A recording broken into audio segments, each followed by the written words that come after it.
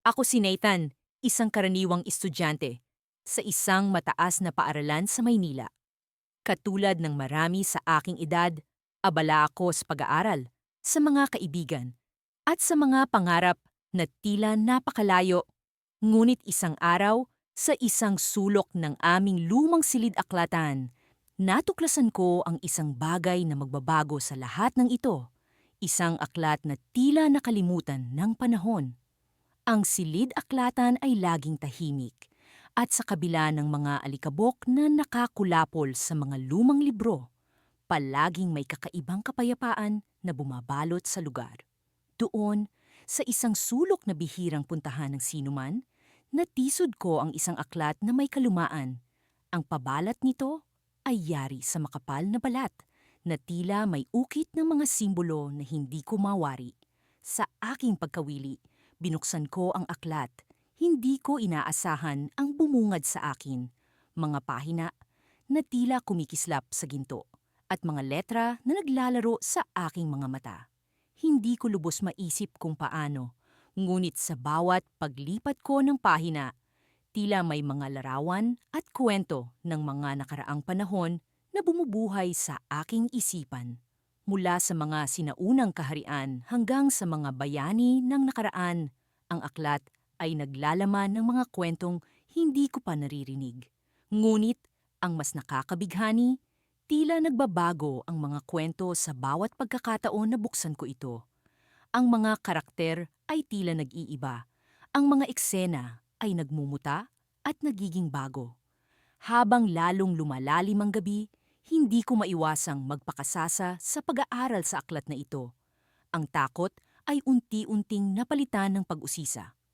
Ano ang kapangyarihan ng aklat na ito? Sino ang nagsulat nito?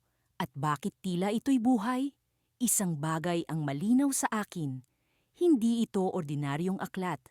Isang gabi, habang patuloy akong nagbabasa, bigla kong narinig ang isang tunog na tila pagkaluskos sa likod. Agad akong napalingon, ngunit wala akong nakita. Ngunit sa pagbalik ko sa aklat, isang pahina ang biglang nagbago. Isang kwento ng isang prinsipe na nakatakdang baguhin ang kanyang kaharian. Ang prinsipe may hawak na aklat na katulad ng sa akin. Bigla akong kinabahan. Ang prinsipe ay tila may pagkakahawig sa akin. Ang kanyang mga mata, ang kanyang postura. Tila may kislap sa kanyang mga mata na nagsasabi ng isang lihim na hindi ko mawari. Sa isang iglap, ang kwento ay nagkaroon ng buhay. Ang prinsipe ay nakatingin sa akin at tila sinasabi niya na ako ang susunod. Ako ang susunod na may hawak ng kapalaran. Ang aking puso ay bumilis. Ang aking mga kamay ay tila nanlalamig. Ano nga ba ang ibig sabihin nito? Nagsimula akong magtanong sa sarili, ano ang dapat kong gawin? Ngunit bago pa man ako makaisip ng sagot, isang malakas na pagsabog ang narinig ko mula sa labas. Ang mga ilaw sa silid-aklatan ay pumatay at ang lahat ay binalot ng kadiliman. Sa gitna ng dilim, naramdaman ko ang presensya ng isang bagay na hindi ko maipaliwanag. Isang malamig na hangin na tila bumabalot sa akin at isang boses na bulong na nagmumula sa kawalan. Ang oras ay nasa iyong mga kamay, Nathan. Paano mo ito babaguhin? Sa pagmulat ng aking mga mata, bumungad sa akin ang liwanag ng araw na tila nagdadala ng bagong pag-asa. Ang aklat ng oras na natagpuan ko sa isang lumang tindahan ng aklat sa gilid ng bayan ay nakahiga sa tabi ng aking kama. Parang kahapon lang nang masilayan ko ang mga pahina nito na puno ng misteryo at kapangyarihan. Ako si Marco, isang binatang estudyanteng nabigyan ng pagkakataon na baguhin ang kasaysayan. Ngunit sa anong kapalit? Nagsimula ang umaga ko sa pag-iisip kung paano ko gagamitin ang aklat na ito. Sa bawat pahina, may nakaukit na mga sinaunang simbolo at mga talata na tila bumubulong sa akin ng mga lihim na hindi ko palubos na nauunawaan. Sa isang bahagi ng aklat, nakasulat ang isang formula na nagbigay sa akin ng kakayahang bumalik sa nakaraan. Sa kagustuhang subukan ang kapangyarihan nito, pinili kong bumalik sa panahon ng aking mga ninuno. Sa aking paglalakbay, nakita ko ang aking mga lolo't lola noong kanilang kabataan, ang kanilang mga ngiti at pananabik sa hinaharap. Ngunit sa aking pagbalik sa kasalukuyan, may kakaibang nangyari. Ang mga detalye ng kasaysayan na aking alam ay nagbago. Ang mga bagay na dati alam ko ay tila nag-iba ng anyo. O ang aking paaralan na dati isang simpleng gusali lamang, ngayon ay tila isang palasyo. Ang mga guro na dati iistrikto ngunit makatao, ngayon ay tila mga hari at reyna na may kapangyarihan sa bawat estudyante. Nagsimula akong magtanong sa sarili, ano ang aking nagawa? Sa aking pag-aaral, napansin ko ang mga pagbabago sa paligid. Ang mga kaibigan ko, sina Paulo at Lisa, ay hindi na ako kilala. Parang hindi na ako bahagi ng kanilang mundo. Sa halip, ako'y nag-iisang tagapagtanggol ng aklat, isang tagapag-ingat ng kasaysayan na hindi dapat baguhin. Isang gabi, habang nagkukulong ako sa aking silid, narinig ko ang mga bulong. Sa unay akala ko'y hangin lamang ito, ngunit nang ito'y lumakas, napagtanto kong ito ay nagmumula sa aklat. Marco, ang oras ay hindi laruan. Ang bawat kilos mo ay may kapalit, sabi ng isang tinig. Nakakapangilabot ang boses na iyon, tila nagmumula sa mismong kalaliman ng mga pahina. Ngayon ko lang naiintindihan na ang aklat na ito ay hindi lamang nagbibigay, kundi kumukuha rin. Kinabukasan, nagpasya akong kausapin si Professor Herrera, ang pinakamatalinong guro sa aming paaralan. Siya ang laging nagsasalita tungkol sa mga sinaunang aklat at kapangyarihan ng kaalaman. Nang ipakita ko sa kanya ang aklat ng oras, agad niyang nakilala ito. Ito ang aklat ng mga ninuno. Maraming nagsasabing ito ang dahilan ng pag-ikot ng mundo, sabi niya. Ngunit Marco, ang kapangyarihan nito ay hindi para sa isang tao lamang. Ang bawat pagbabago na ginagawa mo ay may epekto sa hinaharap. Habang nag-uusap kami, naramdaman ko ang pagbigat ng responsibilidad sa aking balikat. Nagdesisyon akong ibalik ang mga bagay sa dati. Ngunit paano? Sa pagbalik ko sa aking silid, sinubukan kong basahin ang isang formula sa aklat na nagsasabing maaari kong baligtarin ang mga pagbabagong ginawa ko.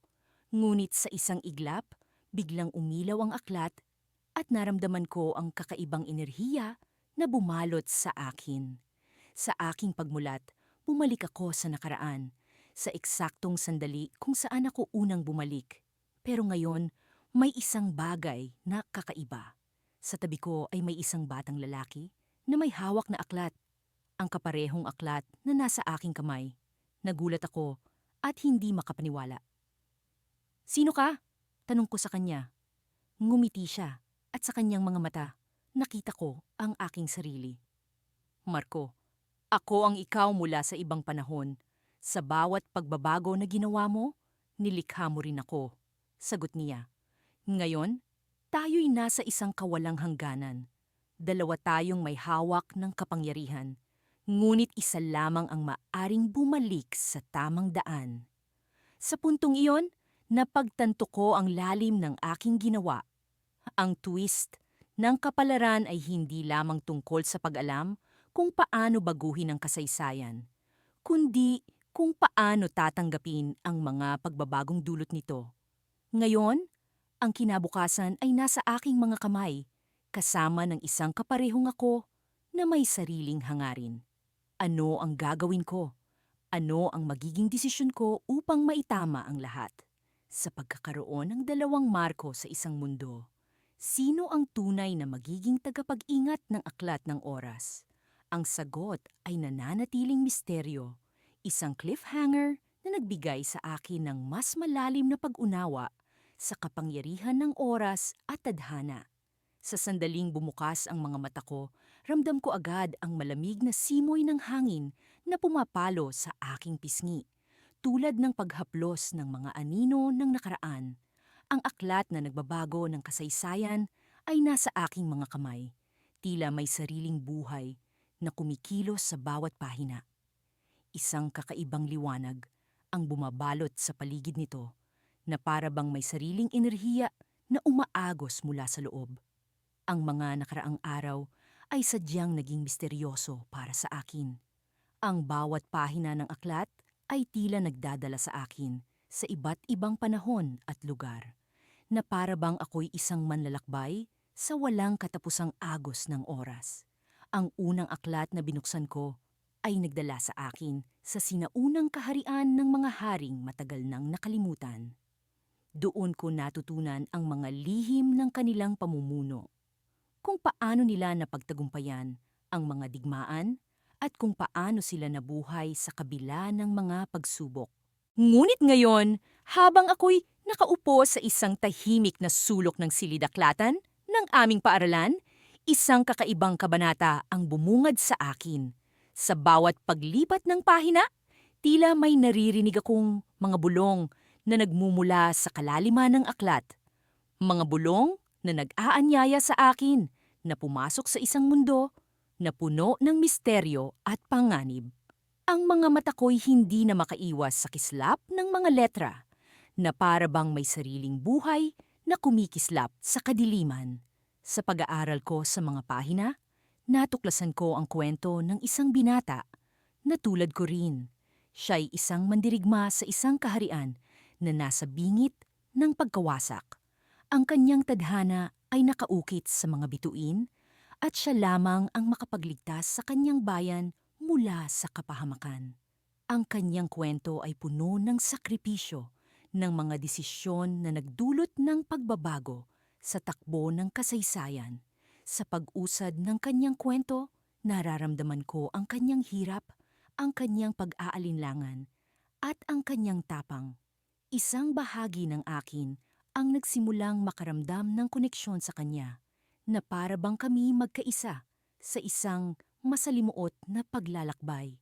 Ang kanyang mga desisyon ay nagdulot ng pagbabago, hindi lamang sa kanyang panahon, kundi pati na rin sa hinaharap. Ngunit isang pahina ang nagbigay sa akin ng kakaibang kaba. Ang larawan ng isang misteryosong simbolo, isang tanda na matagal ko nang nakikita sa mga panaginip, ay biglang lumitaw. Isang simbolo na tila may kapangyarihang magbukas ng mga pintuan sa mga lihim na hindi ko pa natutuklasan. Ang aking puso'y bumilis ang tibok. Ang aking mga kamay ay nagsimulang manginig, na para bang may anino na nagkukubli sa likod ng bawat letra. Sa kaharian ng mandirigma, isang propesya ang nakaukit sa mga pader ng palasyo. Isang propesya na nagsasabing darating ang oras na ang isang binata mula sa hinaharap ay magdadala ng pagbabago sa kanilang mundo. Ang binatay magdadala ng aklat na may kapangyarihang baguhin ang kanilang kapalaran. Ang aklat na ito ay magbubukas ng landas sa isang bagong panahon, isang panahon ng pag-asa at ng kaligtasan. Sa sandaling iyon, bumukas ang pinto ng silid-aklatan. Isang matandang lalaki na tila puno ng hiwaga at karunungan ang pumasok. Ang kanyang mga matay naglalago sa akin, na para bang siya'y may alam sa aklat na hawak ko. Ikaw ang hinirang, bulong niya, na tila alam ang bawat lihim ng aking puso. Ang aklat na iyan ay hindi lamang para sa iyo, kundi para sa ating lahat.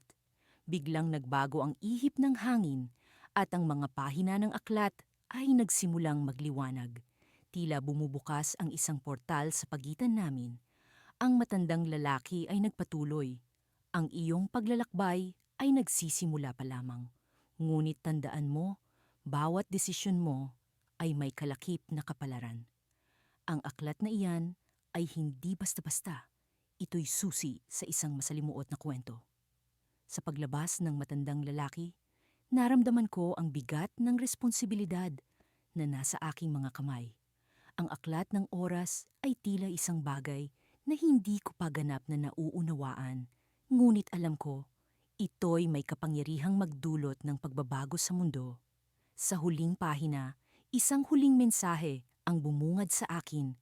Ang oras ay nasa iyong kamay, ngunit ang tadhanay nasa iyong puso. At sa sandaling iyon, biglang pumasok ang isang grupo ng mga estudyante na parabang sila'y may alam sa aking lihim.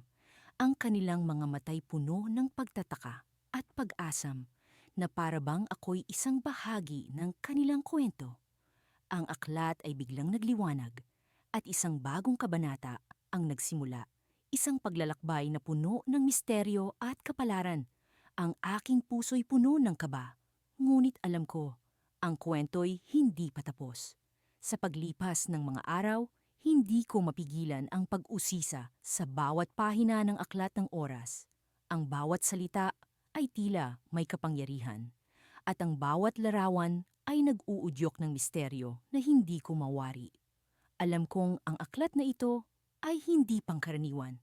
Sa kabila ng takot sa mga posibleng kahihinatnan, ang pagkamausisa ay mas malakas kaysa sa pag-aalinlangan.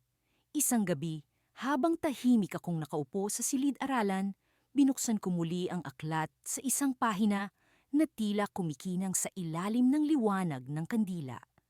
Ang pamagat ng pahina ay ang tinig ng nakaraan. Sa kabila ng simpleng pamagat, may kakaibang pang-akit ito sa akin. Inilapat ko ang aking mga daliri sa ibabaw ng papel at biglang dumaloy sa isip ko ang isang kakaibang pakiramdam. Parang may bumubulong sa aking tainga. Buksan mo ang iyong puso at maririnig mo ang mga kwento ng nakaraan. Sabi ng tinig na tila mula sa isang malayong lugar. Ang tinig na iyon ay puno ng awtoridad at misteryo at naramdaman kong may kapangyarihan ito na hindi ko pa nararanasan. Biglang nagbago ang paligid. Ang malamlam na liwanag ng kandila ay naging sinag ng araw at ako'y nasa isang lugar na hindi ko kilala. Isang sinaunang lungsod na puno ng mga tao, abala sa kanilang pang-araw-araw na gawain. Sa kanilang mga mata, nakita ko ang kasaysayan, mga kwento ng pag-ibig, digmaan, at kapayapaan. Lahat ng ito ay tila buhay na buhay, kahit na alam kong mga alaala lamang ito ng nakaraan. Sa gitna ng nagkakagulong tao, isang matandang lalaki ang lumapit sa akin. Ang kanyang mga mata ay tila puno ng kaalaman na nakalipas na panahon. Ikaw ang pinili ng aklat, sabi niya sa akin. Ikaw ang may kapangyarihan upang baguhin ang kasaysayan. Ngunit mag-ingat ka, ang bawat pagbabago ay may kapalit. Nang marinig ko ang kanyang babala, naramdaman kong bumigat ang aking puso. Ang aklat ba ay isang biyaya o isang sumpa? At ano ang ibig sabihin niyang ako ang pinili? Bago ko pa man siya matanong, nagsimula akong makaramdam ng pagkakagulo sa paligid. Ang mga tao ay nagtakbuhan at ang kalangitan ay biglang nagdilim. Isang malakas na hangin ang bumalot sa lungsod at naramdaman ko ang panganib na paparating. Nariyan na siya. Wika ng matandang lalaki na tila puno ng takot. Ang tagapangalaga ng oras, siya ang magbabantay sa bawat hakbang mo. Sa gitna ng kaguluhan, isang figura ang lumitaw mula sa kadiliman. Ang kanyang mga mata ay tila mga bituin, kumikislap sa ilalim ng madilim na kalangitan. Ang kanyang presensya ay puno ng awtoridad, at alam kong siya ang tinutukoy ng matanda. Ikaw ang may aklat, sabi ng figura, at naramdaman kong ang kanyang tinig ay umaalingaw sa aking isipan. Ikaw ang may kakayahang baguhin ang takbo ng oras, ngunit tandaan mo, bawat desisyon mo ay may kapalit. Nang marinig ko ang kanyang babala, naguluhan ang aking isipan. Paano ko gagamitin ang kapangyarihan ng aklat? Ano ang dapat kong baguhin? At paano kung ang bawat desisyon ko ay magdulot ng kapahamakan? Sa gitna ng aking pag-iisip, biglang nagbago ang paligid. Ako'y bumalik sa silid-aralan. Ang aklat ay nasa aking harapan, nakabukas pa rin sa pahinang ang tinig ng nakaraan. Ang kandila ay patay na, at ang silid ay puno ng kadiliman. Sa kabila ng takot at pag-aalinlangan, alam kong hindi ko kayang talikuran ang kapangyarihang nasa aking mga kamay. Ako ang may aklat, at ako ang may kakayahang baguhin ang kasaysayan. Ngunit paano ko ito gagamitin nang hindi ko pinagsisisihan ang mga magiging bunga? Biglang may narinig akong kaluskos sa likuran ko. Ang pintuan ng silid-aralan ay unti-unting bumukas at isang figura ang lumitaw sa kadiliman. Ang kanyang mga mata ay puno ng pagtataka at interes. Narinig ko ang kwento, sabi niya. Ang kanyang tinig ay puno ng kumpiyansa. Nasa iyo ang aklat ng oras, ngunit may lihim akong dapat mong malaman. Hindi ko inaasahan ang kanyang pagdating at ang kanyang mga salita ay nagbigay sa akin ng bagong pag-asa at takot. Ano ang kanyang lihim at paano ito makakaapekto sa aking kapalaran? Habang nag-iisip ako, alam kong ang aking kwento ay hindi pa tapos. Ang aklat ng oras ay nasa aking kamay at ang landas na aking tatahakin ay puno ng misteryo at panganib. Ngunit sa kabila ng lahat ng ito, alam kong ang aking kapalaran ay nasa aking mga kamay at ako lamang ang makakagawa ng desisyon na mag-ukit ng aking kasaysayan. At sa likod ng kadiliman, ang figura ay nagpatuloy. Ang kanyang mga mata ay kumikislap sa ilalim ng liwanag ng buwan. May pagkakataon ka upang baguhin ang lahat, sabi niya. Ngunit mag-ingat ka sa iyong mga hakbang. Sa kanyang mga salita, naramdaman ko ang bigat ng responsibilidad na nasa aking mga kamay. At sa kabila ng takot, alam kong ito ang simula ng isang bagong yugto sa aking buhay. Isang yugto na puno ng pag-asa, pag-alinlangan at misteryo. Isang linggo na ang lumipas mula nang makuha ko ang aklat ng oras. At hindi ko pa rin lubos maisip ang bigat ng responsibilidad na kaakibat nito. Araw-araw, habang naglalakad ako papunta sa paaralan, dala ko sa aking bag ang aklat na tila ba isang mabigat na lihim. Sa bawat paglipas ng oras, lalo kong nararamdaman ang pagnanasa ng mga nilalang sa paligid na makuha ito mula sa akin. Ang iba ay tahimik na nagmamasid. Ang iba naman ay nagpapanggap na mga kaibigan. Ngunit alam kong lahat sila'y may kanya-kanyang motibo. Sa kabila ng lahat, nanatili akong determinado. Alam kong may misyon ako. Ang aklat ng oras ay hindi basta-basta laruan. Ito'y instrumento ng kapangyarihan, isang susi sa paghubog ng kasaysayan. At sa aking mga kamay, nararamdaman kong ako ang napiling tagapangalaga nito. Ngunit sa bawat pahina ng aklat na aking binubuksan, lalo akong nababalot ng pag-aalala. Sa isang banda, may kapangyarihan akong baguhin ang mga naganap na. Ngunit sa kabila nito, nadarama ko rin ang panganib ng pagbabagong maaring idulot nito. Isang gabi, habang nagbabasa ako ng kasaysayan ng ating bayan, napadako ang aking mata sa isang hindi pamilyar na bahagi ng kwento. Isang talata na hindi ko maalala sa mga libro sa paaralan. Sa ilalim ng mapulang buwan, isang binata ang tatayo sa gitna ng agos ng panahon. Siya ang magiging dahilan ng pag-usbong ng bagong tadhana. Kinabahan ako. Ako ba ang tinutukoy nito? Ako ba ang magdadala ng pagbabago sa ating mundo?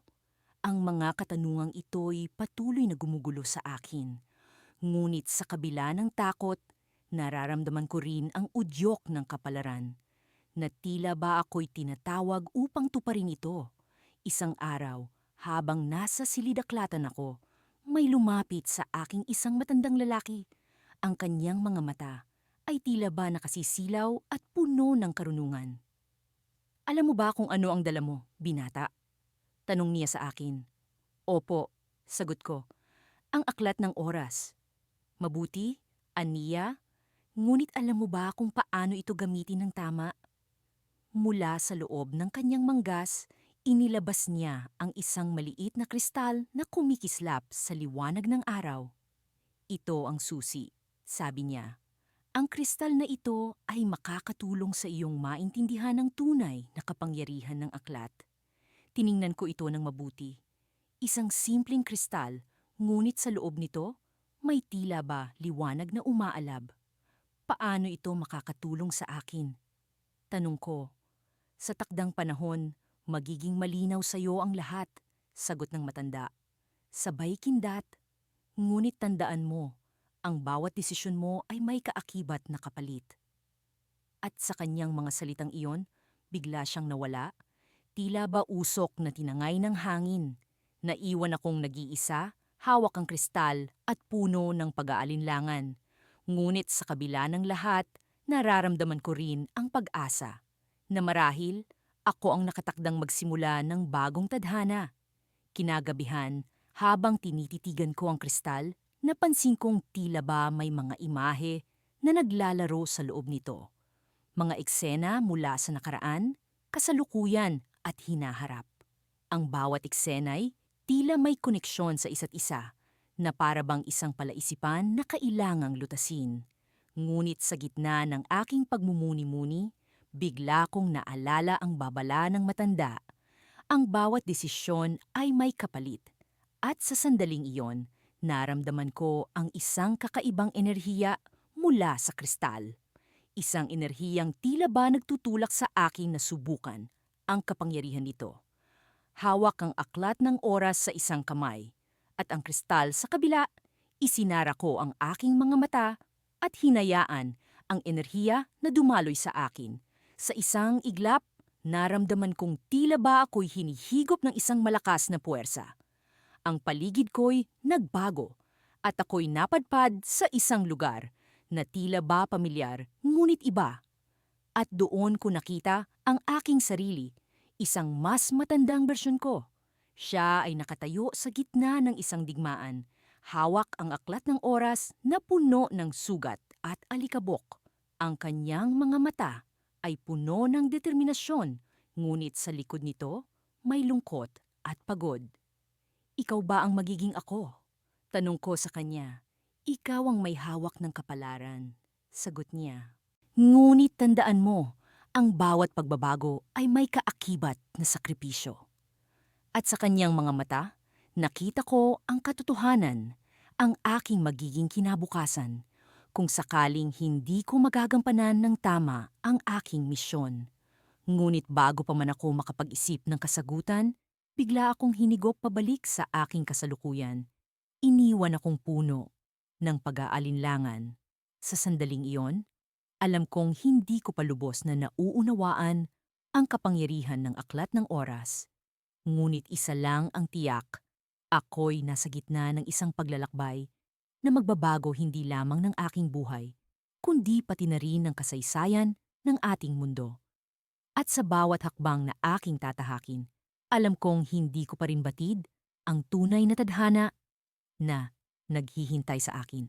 Ngunit isang bagay ang malinaw, ang oras ay nasa aking kamay at hindi ko dapat sayangin ang pagkakataong ito. Ngunit may isang katanungan pa rin ang nakabitin sa aking isipan. Ano ang kapalit ng bawat pagbabago na aking gagawin? Sa mga sumunod na araw, mula nang makuha ko ang aklat ng oras, hindi na nagbago ang pagkamangha ko sa kapangyarihan nito. Parang nararamdaman kong ako'y isang bagong tao, isang nilalang na may kakayahang bumaluktot sa mga hibla ng kasaysayan. Ngunit kapalit ng kapangyarihang ito ay ang bigat ng responsibilidad na kasama nito.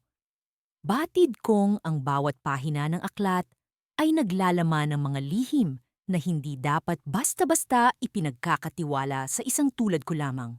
Isang gabi, habang ako'y nag-aaral sa ilalim ng liwanag ng kandila sa aming maliit na silid-aralan, napansin ko ang isang pahina ng aklat na tila kumikislap. Agad kong binuksan ito at nakita ang mga lumang sulat kamay na tila umaawit sa akin. Isang awit mula sa nakaraan. Hindi ko maipaliwanag kung bakit, ngunit parang may puwersang nagtutulak sa akin na basahin ang mga ito ng malakas. Sa ilalim ng buwan, sa lilim ng mga bituin, ang oras ay dumadaloy, hindi nagmamadali. Hindi rin humihinto. Pulong ng mga salita na parang may sariling buhay. Sa sandaling iyon, biglang nagbago ang paligid ko. Ang mga dingding ng silid ay unti-unting naglaho at ako'y natagpuan na lamang sa isang puok na hindi ko pa kailanman nararating. Nakarating ako sa isang sinaunang gubat. Ang mga puno ay matatayog at tila walang hangganan ang kaberdihan. Ang simoy ng hangin ay may dalang mga bulong ng mga diwatang nagkukubli sa ilalim ng mga dahon. Sa gitna ng gubat, may isang mataas na tore na tila gawa sa mga kristal na nagliliwanag sa ilalim ng liwanag ng buwan. Alam kong kailangang makarating ako roon, ngunit hindi ko alam kung bakit. Habang papalapit ako sa tore, may isang figura ang lumitaw mula sa likod ng mga puno. Isang lalaki na nakasuot ng balabal na yari sa mga alon ng dagat. Ang kanyang mga mata ay asul tulad ng kalangitan sa dapit hapon. Ikaw ang hinirang, wika niya. Ang kanyang tinig ay malalim at puno ng autoridad. Ang aklat ng oras ay hindi basta-basta ibinibigay. Ito ay ipinagkakaloob lamang sa karapat-dapat. Karapat-dapat? Tanong ko. May halong kaba at kaguluhan sa aking kalooban. Bakit ako? Ano ang kailangan kong gawin? Ang kapalaran ng ating mundo ay nasa iyong mga kamay, sagot niya, tumuturo sa aklat na hawak ko. Ngunit tandaan, ang nakaraan ay hindi dapat binabago ng basta-basta. Ang bawat pagkilos ay may kaakibat na kahihinatnan. Sa kabila ng kanyang babala, hindi ko maiwasang isipin kung paano ko magagamit ang aklat para sa kabutihan. Pero bago pa man ako makapagtanong, naglaho ang lalaki na parang bula at naramdaman kong bumalik ako sa aking silid. Nabalot ako ng pagkalito at takot, ngunit kasabay nito ang isang di maipaliwanag na pananabik. Ano ang dapat kong gawin? Papaano ko gagamitin ang kapangyarihang ito nang hindi nagdadala ng kapahamakan? Habang iniisip ko ang mga ito, napansin ko ang isang bagong pahina na lumitaw sa aklat. Isa itong sakumapa ng mga lugar na hindi pa nailalarawan sa kahit anong aklat na nabasa ko. Sa gitna ng mapa, naroon ang isang marka, isang simbolo ng isang orasan na may mga pakpak. Ang simbolong ito ay tila nag-aanyaya sa akin na tuklasin ito. Hinawakan ko ang pahina at naramdaman ang kakaibang init mula rito. Sa sandaling iyon, narinig ko ang tunog ng isang kampana, malakas at malinaw na parang nagmumula sa loob ng aking isipan. Ang tunog na iyon ay tila isang tawag, at tawag na hindi ko kayang ipagsawalang bahala. Bukang liwayway ay darating, bulong ng hangin sa aking pandinig. Ngunit bago ito, kailangan mong harapin ang dilim. Hindi ko alam kung ano ang ibig sabihin nito, ngunit isa lang ang sigurado. Nasa akin ang susi sa pagbabagong darating. Sa kabila ng lahat ng pag-aalinlangan, naramdaman kong ito ang simula ng isang mas malaking pakikipagsapalaran. Isang paglalakbay na magdadala sa akin sa hindi ko pa nararating na mga lugar at sa mga tanong na hindi ko pa nauusisa. At sa ilalim ng liwanag ng buwan, sa harap ng mga lihim ng aklat ng oras, naramdaman ko ang pulso ng kasaysayan sa aking mga kamay. Ngunit sa kabila ng lahat ng ito, isang katanungan ang nanatili. Ako ba'y handa na sa mga susunod na hakbang? Ngunit bago ko pa man makuha ang sagot sa aking isip, narinig ko ang isang hindi inaasahang tinig. Hindi ikaw ang nag-iisang may hawak ng kapalaran. Wika nito, puno ng paghamon at misteryo. Sa likod ko, isang figura ang lumitaw mula sa mga anino. Isang mukha na hindi ko inasahan, ngunit kilala ko mula sa aking mga panaginip. Sino siya? At ano ang kanyang layunin? Sa sandaling iyon, alam kong hindi na ako ang tanging tagapag-ingat ng aklat ng oras. Sa mga araw na lumipas, unti-unting lumalalim ang aking pagkaunawa sa aklat ng oras. Ang mga pahina nito ay tila buhay, nagbubulong ng mga lihim ng nakaraan, kasalukuyan, at hinaharap. Hindi ko inaasahan na ang simpleng pagkuha ng aklat mula sa lumang silid-aklatan ng aming paaralan ay magdadala sa akin sa isang paglalakbay na magbabago sa aking buhay. Isang umaga, habang naglalakad ako papunta sa paaralan, naramdaman ko ang kakaibang enerhiya na kumakalat sa hangin. Hindi ito ang karaniwang pagkaparating ng bagyo, kundi isang bagay na mas malalim, mas misteryoso. Nang makarating ako sa paaralan, napansin kong kakaiba ang katahimikan sa paligid. Ang mga kaibigan ko'y tahimik, tila nag-aabang sa isang bagay na hindi ko mawari. Pagpasok ko sa silid-aralan, nakita kong may bagong guro. Siya'y may kakaibang presensya, isang aura na tila humihigop sa lahat ng atensyon. Magandang umaga, mga mag-aaral, bati niya. Ang boses ay puno ng awtoridad, ngunit may halong lambing. Ako si Ginoong Arlan at ako'y narito para ibahagi ang isang aral na hindi matatagpuan sa karaniwang aklat. Habang nagsimula siyang magturo, unti-unti kong naramdaman ang koneksyon niya sa akin. Ang bawat salita niya ay tila bumubukas ng mga nakatagong daan sa aking isipan. Hindi ko maiwasang magtanong, ano ang tunay na layunin niya sa pagpasok sa aming buhay? Sa kalagitnaan ng klase, biglang sumakit ang aking ulo. Ang mga imahe ng mga kaganapan sa kasaysayan ay nag-flash sa aking isipan. Ang pagbagsak ng mga kaharian, ang pagtatagumpay ng mga bayani, ang pagbuo ng mga bagong mundo. Tila gusto ng aklat ng oras na ipakita sa akin ang mga pangyayaring ito. Ngunit hindi ko pa rin lubos na maunawaan kung bakit. Ikaw, ang binatang nakaupo sa likuran, tawag ni Ginoong Arlan. Ano ang iyong pangalan? Lucas po, sagot ko. Bahagyang natataranta sa paglapit ng atensyon sa akin. Lucas, ulit niya. Ang pangalan ko'y tila musika sa kanyang labi. Nararamdaman ko ang misteryosong enerhiya sa paligid mo. Isang bagay na bihira kong maramdaman sa iba. Napatingin ako sa aking mga kamay, kung saan palaging nakatago ang aklat ng oras. Sa ilalim ng aking desk, inabot ko ito. Tila nagbibigay ng kumpiyansa sa akin sa harap ng kakaibang guro. Alam mo ba, patuloy ni Ginoong Arlan, na may mga nilalang sa mundo na nag-aabang sa pagbukas ng aklat ng oras. Mga nilalang na ang tanging layunin ay ang baguhin ang takbo ng kasaysayan para sa kanilang sariling kapakanan. Tila may bumalikwas sa aking dibdib. Ang aklat na ito'y hindi lamang isang instrumento ng kaalaman, kundi isang bagay na maaring magdulot ng kapahamakan kung mahulog sa maling mga kamay. Ngunit hindi lahat ay handa sa hamon ng pagbubukas nito, dagdag niya, ang mga matay nakatuon sa akin, puno ng pag-asam. Maraming taksil na nais makuha ang kapangyarihan nito. Sa puntong iyon, naramdaman ko ang bigat ng responsibilidad. Hindi ko alam kung paano ko haharapin ang mga pagsubok na ito.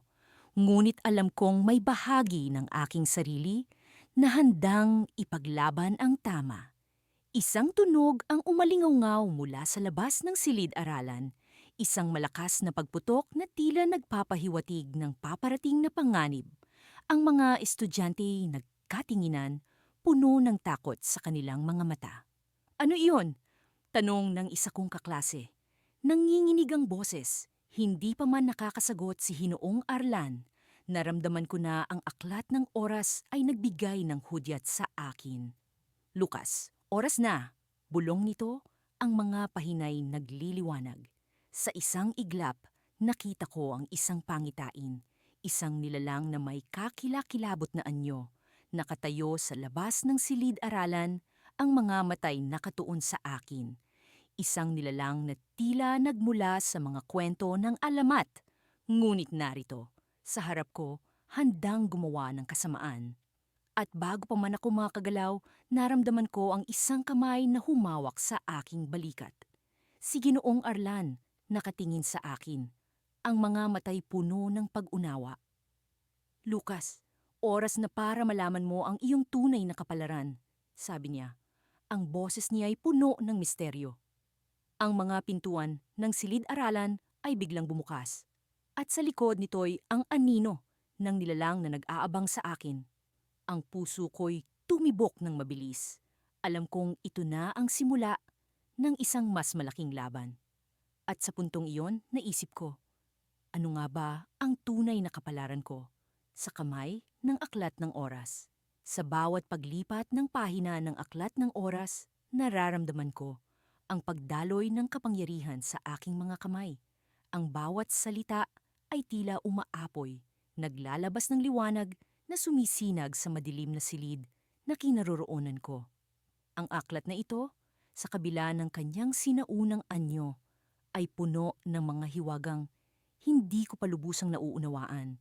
Ngunit sa kabila ng aking pag-aalinlangan, alam kong may bahagi ng aking kaluluwa na nag-uudyok sa akin na tuklasin ang bawat lihim nito. Isang gabi, habang nag-iisa ako sa aking silid, naramdaman ko ang isang kakaibang presensya. Ang hangin ay tila may kasamang bulong, mga tunog na pumapailan lang sa paligid. Pinilit kong huwag pansinin, ngunit ang aking kuryosidad ay hindi mapigilan. Bumangon ako mula sa aking higaan, dala ang aklat, at sinundan ng hindi maipaliwanag na tawag na iyon.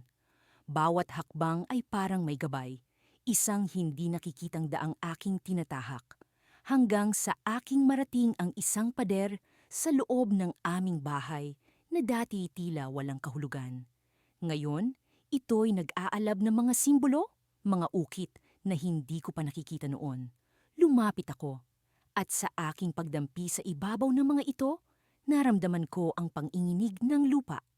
Ang pader ay unti-unting nagbukas, at sa likod nito'y natagpuan ko ang isang lihim na silid. Ang silid ay puno ng mga lumang kasangkapan, mga alahas, at isang salamin na may kakaibang liwanag. Sa gitna ng lahat ng ito, nakatayo ang isang pedestalan na tila ginawa para sa aklat ng oras. Walang pag-aalinlangan, inilagay ko ang aklat sa ibabaw nito. Sa sandaling iyon, ang silid ay naliwanagan ng makapangyarihang sinag at ako'y napaluhod sa biglaang pagbabago. Ang mga alahas at kasangkapan ay nagmistulang buhay, naglalabas ng iba't ibang kulay at tunog. Isang tinig ang bumalot sa akin, malambing ngunit puno ng awtoridad. Ikaw, tagapangalaga ng aklat, ay tinawag para sa isang layunin. Ang iyong kapalaran ay nakaukit na sa mga bituin. Ngunit ang iyong desisyon ang magdedesisyon ng kahihinatnan ng lahat. Hindi ko malaman kung paano sasagutin ang tinig na iyon. Ako'y napuno ng takot, ngunit kasabay nito'y pag-asang hindi ko maipaliwanag. Ano nga ba ang aking kapalaran? Bakit ako, isang simpleng estudyante, ang napili para sa ganitong napakalaking tungkulin? Habang iniisip ko ang mga tanong na ito, ang salamin sa silid ay biglang nagpakita ng iba't ibang imahe, mga larawan ng mga pangyayari sa nakaraan, kasalukuyan at hinaharap. Isa-isa kong sinubukan kilalanin ng mga ito. May mga eksenang pamilyar, ngunit may mga pangyayaring hindi ko pa nasasaksihan. Sa aking pagkagulat, nakita ko ang aking sarili sa hinaharap. Nakatayo sa harap ng isang hukbo, kasama ang mga nilalang na hindi ko pa nakikita sa tunay na buhay. Biglang nagbago ang imahe at nagpakita ang isang labanang nagaganap sa pagitan ng dalawang puwersa. Ang isang hukbo ay may kasamang mga dragon, habang ang kabilang panig ay may mga nilalang na tila gawa sa liwanag. Sa gitna ng kaguluhang ito, nakatayo ako, hawak ang aklat ng oras, naglalaban para sa isang layunin na hindi ko pa lubos na nauunawaan. Ang tinig ay bumalik, mas matindi at mas malapit. Ang iyong desisyon ay maghahatid ng pagbabago sa mundo. Piliin mo ang tamang landas, sapagkat ang bawat hakbang ay may kapalit. Nagising ang aking diwa sa bigat ng responsibilidad na iyon. Ang pader ay nagsara muli, at ako'y naiwan sa kadiliman, hawak ang aklat ng oras na ngayon ay tila mas mabigat kaysa dati. Bumalik ako sa aking silid, ngunit ang mga imahe at katanungan ay patuloy na bumabagabag sa aking isipan. At sa gitna ng pag-aalala, isang kakaibang pagnanasa ang bumalot sa akin. Ang tuklasin ang layunin ng aking kapalaran. Ngunit alam kong hindi ito magiging madali, sapagkat ang bawat pahina ng aklat ay puno ng panganib at kasaysayan na maaaring magbago sa takbo ng mundo. Sa aking pagbalik sa silid, muling narinig ko ang bulong ng hangin. Ngunit ngayon, ang bulong ay may kasamang pangalan. Isang pangalan na hindi ko pa naririnig, ngunit tila may koneksyon sa akin. At sa puntong iyon, natanto ko ang isang mahalagang bagay. Ang aking paglalakbay ay nagsisimula pa lamang, at ang bawat hakbang ay isang hakbang patungo sa isang hindi tiyak na kapalaran. Sa bawat pag-ikot ng oras, isang bagong kabanata ang nagbubukas, at sa likod ng bawat pahina ay isang lihim na naghihintay na aking tuklasin. Ngunit ang tanong ay nananatili. Ako ba'y handa sa hinaharap na aking kinakaharap? Isang malamig na hangin ang humaplos sa aking pisngi habang nakatayo ako sa gilid ng bangin. Tangan-tangan ang aklat ng oras. Ang mga pahina nito ay tila buhay, kumikislap at umaalon-alon sa ilalim ng liwanag ng buwan. Ang aklat na ito ay puno ng hiwaga at kapangyarihan. Pero sa pagkakataong ito, ang bigat ng responsibilidad ay tila higit pa kaysa sa aking inaasahan. Isang binatang estudyante lamang ako na dati abala sa mga pangkaraniwang gawain sa paaralan. Ngunit ngayon, ang mundo ay tila nakalambong sa akin ng kakaibang takot at pananabik. Ang aklat ng oras ay nagbibigay sa akin ng kakayahang baguhin ang kasaysayan. At sa bawat pahina, nararamdaman ko ang kabog ng puso ko sa bawat desisyon na kailangan kong gawin.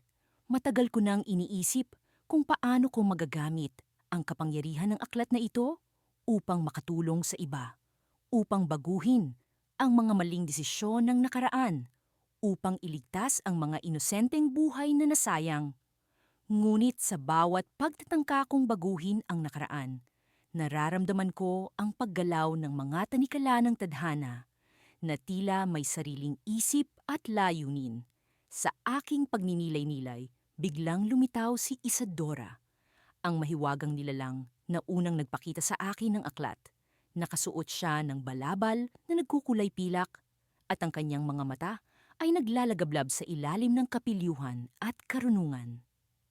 Ivan, sambit niya, paos ngunit puno ng awtoridad. Ang aklat ng oras ay isang kasangkapan ng walang hanggang pagbabago. Ngunit hindi mo dapat kalimutan na ang bawat pagbabago ay may kabayaran. Alam ko, Isadora, tugon ko. Pero paano ko ba magagamit ang kapangyarihan nito ng tama? Paano ko malalaman kung ano ang dapat baguhin at kung ano ang dapat na manatili? Ngumiti siya. Ang kanyang nangiti ay puno ng misteryo at pag-unawa. Ang bawat aksyon, bawat pagbabago ay nagreresulta sa iba't ibang landas. Walang tama o mali, Ivan. Ang mahalaga ay ang iyong intensyon at ang iyong kakayahan na tanggapin ang mga resulta.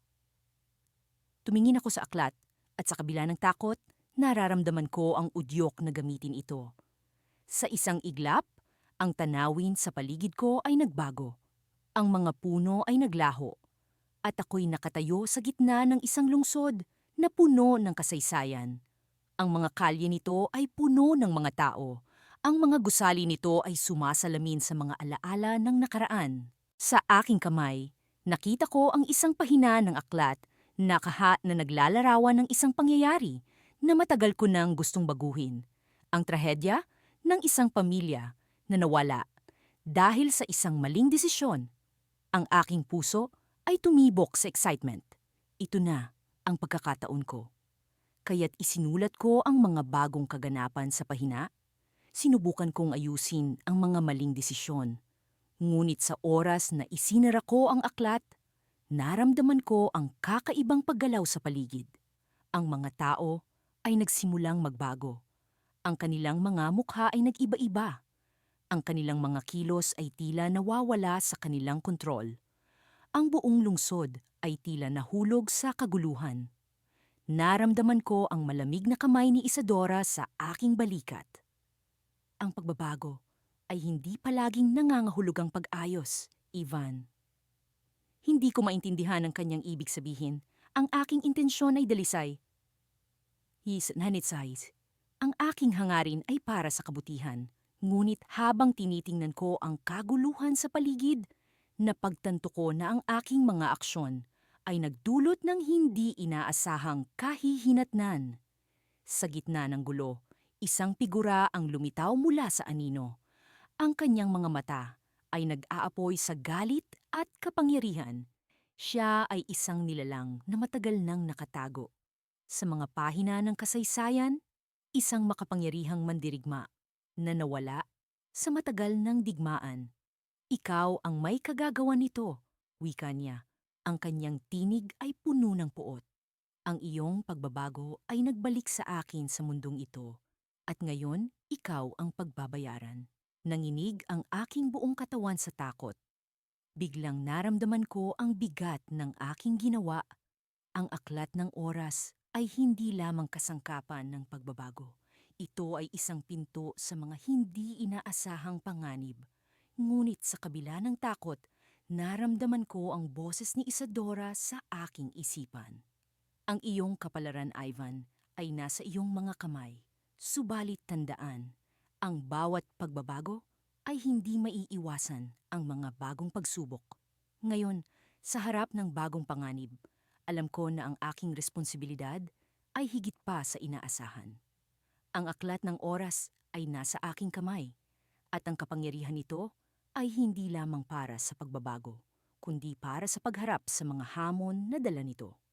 Ang twist ay hindi lamang ang aking kakayahan na baguhin ang nakaraan, kundi ang pag-unawa na ang aking mga desisyon ay magbubukas ng mga bagong landas, at ang bawat landas ay puno ng mga hindi inaasahang panganib na kailangan kong paghandaan.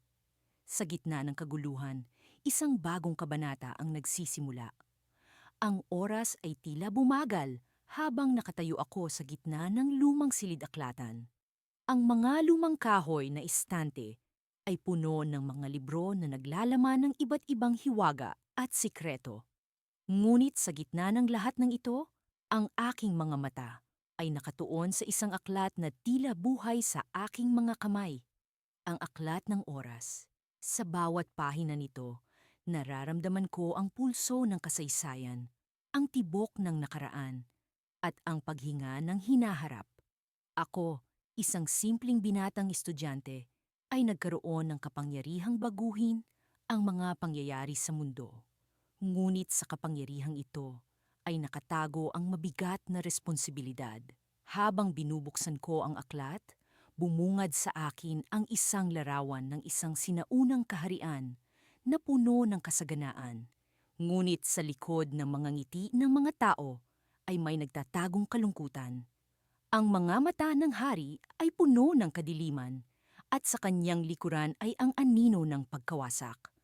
Alam kong ito ang aking susunod na destinasyon. Sa pamamagitan ng aklat, ako ay dinadala sa panahong iyon sa kaharian ng Lumina.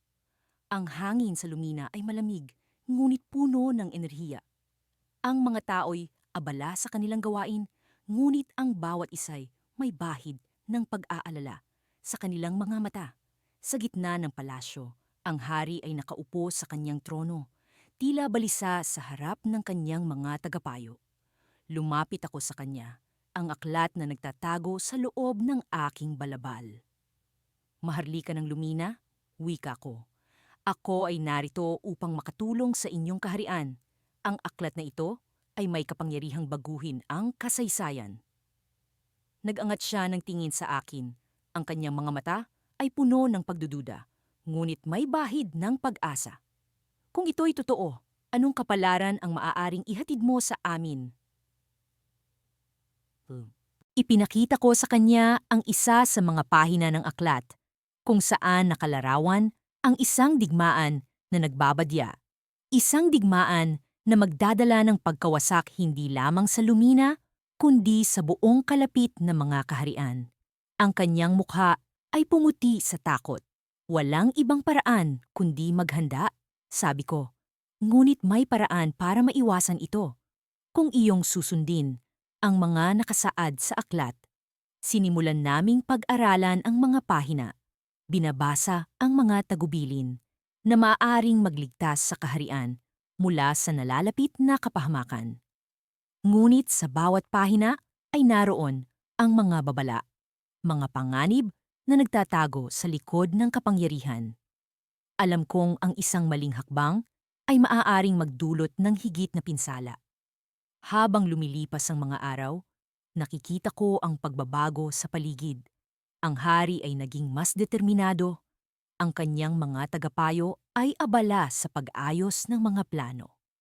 Ang mga kawal ay nag-eensayo sa kanilang mga kakayahan, handang ipagtanggol ang kanilang lupain. Ngunit sa kabila ng lahat ng ito, may bumabagabag sa akin. Sa isang lihim na bahagi ng aklat, may mga pahina na tila nawawala. Ang bawat paglipat ng pahina ay nagdadala sa akin sa hindi inaasahang direksyon.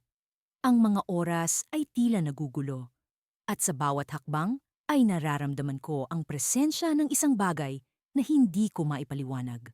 Isang gabi, habang ako'y nag-iisa sa silid-aklatan ng palasyo, narinig ko ang isang bulong. Isang bulong na tila nagmumula sa mismong aklat. Ang aking puso ay bumilis, at ang aking mga kamay ay nanginginig habang hinahawakan ko ang mga pahina. Biglang bumukas ang isang lihim na pahina na hindi ko pa kailanman nakita. Ang mga salita ay kumikinang sa dilim. Ang aklat ng oras ay may sariling kalooban. Kung ikaw ay hindi mag-iingat, ikaw ay magiging bahagi ng kanyang kwento. Muli kong naramdaman ang pulso ng kasaysayan, ngunit sa pagkakataong ito, ito'y mas mabigat, mas madilim. Ang mga larawan sa aking isipan ay nagbabadya ng isang bagay na hindi ko inaasahan. Ang kaharian ng lumina ay nakatakdang magbago, ngunit hindi ayon sa plano. Ang aklat, sa kabila ng lahat ng kapangyarihan nito, ay may sariling landas na nais tahakin.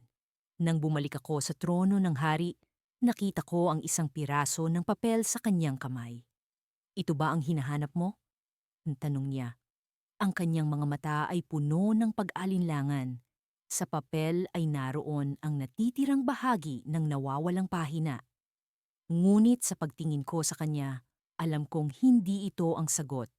Ang tunay na kwento ng aklat ng oras ay mas malalim pa sa nakatakdang kasaysayan, at sa sandaling iyon, isang matinding ingay ang bumalot sa buong kaharian. Ang lupa ay yumanig, at ang mga pader ay nagsimulang mag-crack. Ang digmaan ay hindi na nalalayo. Ngunit sa likod ng lahat ng ito, alam kong may iba pang nagmamasid, isang puwersa na mas malakas pa sa inaasahan. Ang oras ay tumigil sa aking mga kamay, ngunit ang kwento ng aklat ng oras ay nagsisimula pa lamang. Ano ang kapalaran ko sa kwentong ito? Isa lamang ang sigurado. Ang aking paglalakbay ay malayo pa sa pagtatapos. Nakahinga ako ng maluwag nang makalabas ako sa madilim na silid-aklatan ng aming paaralan. Ang malamig na simoy ng hangin ay tila nagdala ng bagong pag-asa sa akin matapos ang mga kaganapan kanina. Nasa mga kamay ko pa rin ang aklat ng oras, ang mahiwagang aklat na kayang baguhin ang kasaysayan. Sino ang mag-aakala na ang isang karaniwang estudyante tulad ko ay magkakaroon ng ganitong responsibilidad? Habang naglalakad ako pauwi, hindi ko maiwasang pag-isipan ang mga kaganapan noong nakaraang linggo. Sa simula, ang aklat ay tila isang biyaya. Binago nito ang ilang mga bagay na akala ko'y magpapabuti sa aking buhay at sa mga tao sa paligid ko. Ngunit sa bawat pahina na aking binabaliktad, mas lalo kong nararamdaman ang bigat ng responsibilidad na dala nito. Ang bawat pagbabago sa kasaysayan ay may kaakibat na presyo. Naalala ko ang nangyari kay Lolo Pedro. Sa hangaring matulungan siya sa kanyang karamdaman, ginamit ko ang aklat upang baguhin ang isang bahagi ng kanyang nakaraan. Ngunit hindi ko inaasahan na magdudulot ito ng mas malalang sakit sa kanya. Ang kanyang mga alaala ay nagulo at hindi na siya makilala. Ang simpleng intensyon ng pagtulong ay naging isang bangungot. Hindi ko na alam kung kanino pa ako pwedeng magtiwala. Ang mga kaibigan ko'y nagsimulang magtanong tungkol sa mga kakaibang kaganapan sa paligid. Si Carla, ang matalik kong kaibigan, ay tila may hinala na. Madalas ko siyang mahuli na nakatitig sa akin na para bang may alam siya sa mga nangyayari. Ngunit paano ko maipapaliwanag sa kanya ang lahat ng ito nang hindi siya nadadamay sa panganib? Nang makarating ako sa bahay, dinatnan ko si nanay na nagluluto ng hapunan. Agad niyang napansin ang aking pagod na itsura. "Anak, mukhang pagod na pagod ka. Ayos ka lang ba?" Tanong niya habang inaayos ang kanyang apron. Ngumiti ako sa kanya, pilit na tinatago ang aking mga alalahanin. "Ayos lang po, Nay. Medyo marami lang pong gawain sa eskwela." Umupo ako sa mesa habang iniisip kung paano ko masusolusyunan ang lahat ng ito. Ang aklat ay tila isang sumpa na nagkukubli sa anyo ng isang biyaya. Dapat ko na bang itigil ang paggamit nito? O mayroon pang pag-asa na magamit ko ito ng tama? Habang nagmumuni-muni, biglang nag-ring ang aking cellphone. Si Carla. Nag-aalangan man, sinagot ko ito. "Hello, Carla? Nasa bahay ka na ba?" Tanong niya. Ang kanyang boses ay may halong kaba. "Oo, bakit?" "Kailangan natin mag-usap. May natuklasan ako tungkol sa aklat na iyon." Sabi niya, ang kanyang boses ay seryoso. Nanlamig ang buong katawan ko. Paano niya nalaman ang tungkol dito? "Anong aklat ang tinutukoy mo? Huwag ka nang magpanggap. Alam kong may tinatago ka." Nagpunta ako sa lumang bahay ni Lolo Pedro. May natagpuan akong mga lumang sulat at diary na nagsasaad ng tungkol sa aklat ng oras. Nagulat ako sa kanyang sinabi. Paano nangyari ito at bakit niya ito ginawa? "Carla, hindi mo dapat pinakikialaman iyon." Alam ko, pero kailangan mong malaman ito. May mga tao na naghahanap ng aklat at hindi sila titigil hanggat hindi nila ito nakukuha. Nagpanting ang tenga ko sa sinabi niya. Ang aklat ay isang lihim na dapat hindi malaman ng iba. Ngunit tila mas marami pa ang nakakaalam tungkol dito kaysa sa inaakala ko. Sino sila? Mahirap ipaliwanag sa telepono. Magkita tayo bukas sa parke, 10 ng umaga. Kailangan mong malaman ang lahat. Pagkatapos ng tawag, hindi ko na napigilan ang kaba. Sino ang mga taong ito? At ano ang layunin nila sa aklat? Ang mga tanong ay parang mga aninong sumusunod sa akin, hindi nagbibigay ng kapayapaan. Kinaumagahan, nagpunta ako sa parke ng maaga. Habang naghihintay kay Carla, ang puso ko'y naglalaro sa kaba at pananabik. Sa bawat minuto ng paghihintay, tila may bumubulong sa akin na may malaking mangyayari. Biglang may humawak sa aking balikat mula sa likod. "Anak, oras na para malaman mo ang katotohanan," sabi ng isang pamilyar na boses. Paglingon ko, hindi si Carla ang nasa harap ko, kundi si Lolo Pedro. Ang kanyang mga mata ay puno ng determinasyon na para bang siya'y ibang tao mula sa kahapon. Ngunit paano nangyari ito? At paano siya nakatayo rito sa kabila ng kanyang kalagayan? Sa puntong iyon, napagtanto kong ang aklat ng oras ay may mas malalim na hiwagang hindi ko pa natutuklasan. At sa dulo ng lahat ng ito, isang bagong kabanata ang magbubukas, isang kabanata na magdadala sa akin sa isang landas na puno ng panganib at mga tanong na dapat masagot.